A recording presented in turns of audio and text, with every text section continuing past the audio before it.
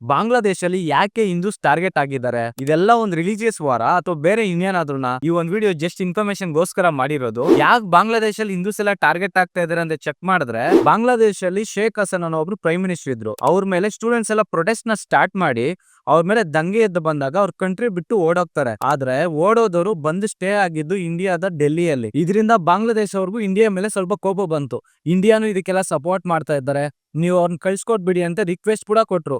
ನಾವ್ ಇದರಿಂದ legal proceedings ಮಾಡ್ತೀವಿ ಅಂತ. ಆದ್ರೆ ಯಾವಾಗ ಇಂಡಿಯಾ ಅವರು ಶೇಖ್ ಹಸನ್ ಅವ್ರನ್ನ ಕಳ್ಸ್ಕೊಡ್ಲಿಲ್ಲ, ಅವಾಗಿಂದ ಇಂಡಿಯಾ ಮೇಲೆ ಕೋಪ ಜಾಸ್ತಿ ಆಗ್ತಾ ಹೋಯ್ತು. ಇದ್ರ ಜೊತೆಗೆ ಕೆಲವು ಇಸ್ಲಾಮಿಕ್ ಎಕ್ಸ್ಟ್ರೀಮಿಸ್ಟ್ ಇರ್ತಾರಲ್ವಾ, ಇವರು ಪಬ್ಲಿಕ್ ಅಲ್ಲಿ ಹಿಂದೂಸ್ ಬಗ್ಗೆ ಹೇಟ್ರೇಡ್ ನ ಸ್ಪ್ರೆಡ್ ಮಾಡೋದಕ್ಕೆ ಸ್ಟಾರ್ಟ್ ಮಾಡಿದ್ರು. ಅದೇ ಟೈಮ್ ಅಲ್ಲಿ ಒಬ್ಬ ಇಸ್ಲಾಮಿಕ್ ಎಕ್ಸ್ಟ್ರೀಮಿಸ್ಟ್ ನ ಯಾರೋ ಶೂಟ್ ಮಾಡಿ ಸಾಯಿಸ್ತಾರೆ.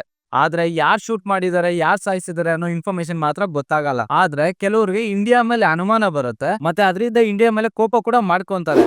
ಅದೇ ಟೈಮ್ ಅಲ್ಲಿ ಯಾರೋ ಒಬ್ರು ದೀಪು ಚಂದ್ರದಾಸ್ ಮೇಲೆ ಒಂದು ಅಲಿಗೇಷನ್ ಮಾಡ್ತಾರೆ, ಅವರು ಇಸ್ಲಾಮಿಕ್ ಮೇಲೆ ಬ್ಲೇಮ್ ಮಾಡ್ತಾ ಇದಾರೆ ಅಂತ.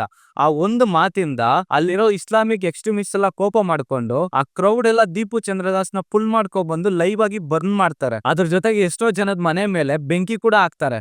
ಇದರಿಂದ ತುಂಬಾ ಜನ ಸ್ಟ್ರಗಲ್ ಕೂಡ ಫೇಸ್ ಮಾಡ್ತಾರೆ. ಇದೊಂದು ರಿಲಿಜಿಯಸ್ ವಾರ್ ಅನ್ನೋದಕ್ಕಿಂತ ಇದೊಂದು ಗೌರ್ಮೆಂಟ್ ಫೇಲ್ಯೂರ್ ಅಂತ ಹೇಳ್ಬೋದು. ಯಾಕಂತ ಅಂದ್ರೆ ಇದಕ್ಕೆ ರಿಕ್ವೈರ್ಮೆಂಟ್ ಇರುವಂತ ಇಮಿಡಿಯೇಟ್ ಆಕ್ಷನ್ಸ್ ನ ತಗೊಂಡು ಮೈನಾರಿಟಿ ಪೀಪಲ್ ನ ಪ್ರೊಟೆಕ್ಟ್ ಮಾಡೋದಕ್ಕೆ ಲಾಸ್ ಅಂಡ್ ಆಕ್ಟ್ಸ್ ನ ತಗೊಂಡ್ಬಂದಿದ್ರೆ ಹಿಂದೂಸ್ ನ ಪ್ರೊಟೆಕ್ಟ್ ಮಾಡ್ಬೋದಿತ್ತು.